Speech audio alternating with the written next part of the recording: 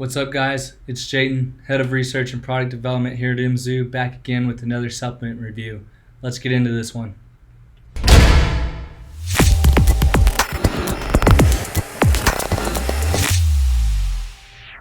So we are looking at Primeval Labs Primalog Glucose Disposal Agent. And as we know, a glucose disposal agent is just some kind of supplement that is designed to enhance insulin sensitivity to allow us to be better receptive to blood sugar so we can take in those nutrients a lot more effectively.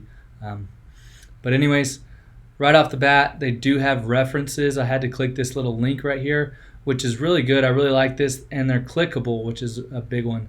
So they did a good job with the scientific backing on this specific product. Unfortunately, I don't see any kind of money-back guarantee on this page. I don't see any kind of GMP certification. I also don't see any kind of third-party testing where the company hires an unbiased party to go into their manufacturing facilities and test their products to make sure that they have exactly what they say they have in them. So if they do have this, I would like to see it in the future from this company. But let's get into this formulation and see just how effective it is.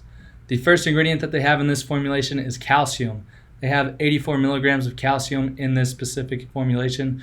I couldn't find any specific research regarding calcium and insulin sensitivity unless someone was deficient in calcium, and then whenever they were deficient in calcium, they were better able to handle glucose and insulin because their body had the raw materials that it needed to perform a downregulatory secondary effect that led to the increase in insulin sensitivity. So there wasn't anything really available besides those correlative causes. Next, they have chromium. They have 300 micrograms of chromium. This helps to enhance the effect of insulin. This allows for a smaller insulin response from food to get the glucose in the blood into the cell. It does this by lowering the amount of fatty acids in the blood so that the sugar does not have to fight with it to get into the cell. Next, they have Gymnema Sylvestre. They have 1,000 milligrams of this specific ingredient. This Gymnema Sylvestre is a shrub that has been used medicinally in Ayurvedic medicine for quite some time. The extract has been shown to have quite effective anti-diabetic blood glucose lowering effects in both animals and humans in doses ranging from 400 to 800 milligrams. So they're a little over that top dose, but it should be safe. There hasn't been any kind of toxicity studies that were available whenever I was looking around, so I think that should be okay. Next, they have Mateen Sulfate. They have 750 milligrams of this ingredient in this product. So this ingredient has been shown to help with the neuropathic pain and diabetes mellitus, but no evidence is conclusive that I could find. The minimum effective dose for this ingredient is around 435 milligrams, with a dose of 6.4 milligrams per kilogram being the highest absolute dose that should be taken. So there's 750 milligrams. That should be about right on the money for a regular 150 pound male. Next, they have Bitter Melon extract. They have a 4-to-1 extract ratio with 500 milligrams of this specific ingredient in this formulation. So bitter melon is a fruit that has been used in research. Its extraction in powdered form to decrease blood glucose levels and stimulate insulin secretion, leading to rapid lowering of blood glucose in doses ranging anywhere from 200 to 2,000 milligrams. So they do have a good dose in this case with that one, so that's good. Next, they have Banaba Powder. They have 500 milligrams of Banaba in this specific ingredient. So Lagerostolemia speciosa leaf extract is an extract from Lagerostolemia plant, also known as Banaba. The key molecule in this extract is corosolic acid, which has been shown to allow for better deposition of glucose from the blood into the cell.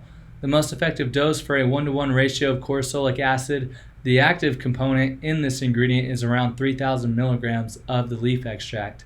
The 2-to-1 extract of 1,500 milligrams would be equivalent to the 3,000 milligram extract of a 1-to-1 ratio. The Banaba can actually go all the way up, that I'm aware of, to 18-to-1. So the ratio, depending on their the form that they got, could vary. So I'm not really sure what the effective dose for this specific one could be. But in regards to even the 2-to-1 ratio, it is pretty underdosed, has about a third of the minimum effective dose in this case. Next, they have berberine hydrochloride. They have 300 milligrams of berberine in this specific product. So berberine is an alkaloid that works to enhance insulin sensitivity of the cells in the body by increasing a molecule known as AMPK. So AMPK leads to the downregulation of fatty acids in the blood and allows for blood sugar to be easily taken up by the cell. This ingredient works really well with chromium, with large roasteremia, and Ceylon cinnamon to promote a potent anti-diabetic and insulin sensitizing effect. So berberine has been shown to be most effective in the 900 to 2,000 milligrams per day range, making this ingredient quite underdosed in this specific formula. Next, they have cyanidin 3-O-glucoside. They have 300 milligrams of this ingredient in this product. This ingredient is an anthocyanin, the thing that gives plants their color, aka purple, red, etc. This is that, known as chrysanthemum.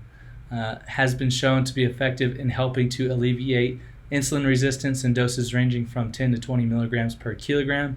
So for example, if you are a 150-pound male, a good dose for this specific product would be around 700 to 2,000 milligrams, making this product a little bit underdosed for the average sized person.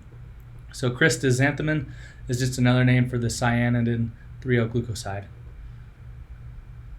Next, we have NAR alpha lipoic acid, or sodium R alpha lipoic acid. This is much like the regular form of alpha lipoic acid, except with a sodium molecule attached to it. It isn't as potent as the free form, but is still effective in the same dose range. This ingredient has been shown to increase the rate at which skeletal muscle produces AMPK and increases glucose and ascorbate handling of the cells. It's been used in some studies with no adverse effects up to 1,200 milligrams. However, the safest doses remain around 300 to 600 milligrams daily. They also have regular alpha lipoic acid, the free form in this formulation. They have 100 milligrams of that, and it does the exact same thing as the sodium R alpha lipoic acid. Put those together and you have 200 milligrams, which is still under the minimum effective dose, so that's a little bit disappointing. Overall, I'd probably give this product a 16 on a scale from 1 to 30, getting over that 50% because they did have the research available to look into. If you wanted that, I came up with my own research and wanted to look around on my own, but if you were interested in seeing that, they did have it available, which is really good. Helps with the integrity of the company and helps them show that they actually don't mind you looking into their stuff. I would encourage them to have a money-back guarantee available, get some third-party testing done, have a GMP certification in an FDA-registered facility in the future if that's a possibility for that company. But that's really all I have to say about this product. If you like this video, please hit the like button. Please subscribe. I also have a newsletter you can sign up for with the link in the description below.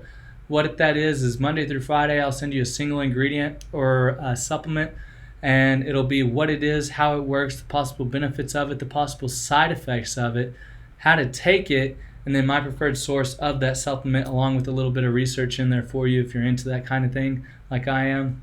And then every once in a while I'll have some goodies at the end from UMZU if you're interested in that, so you can sign up for that in the description below. That's all I got to say today. I'll talk to you next time. Have a good one.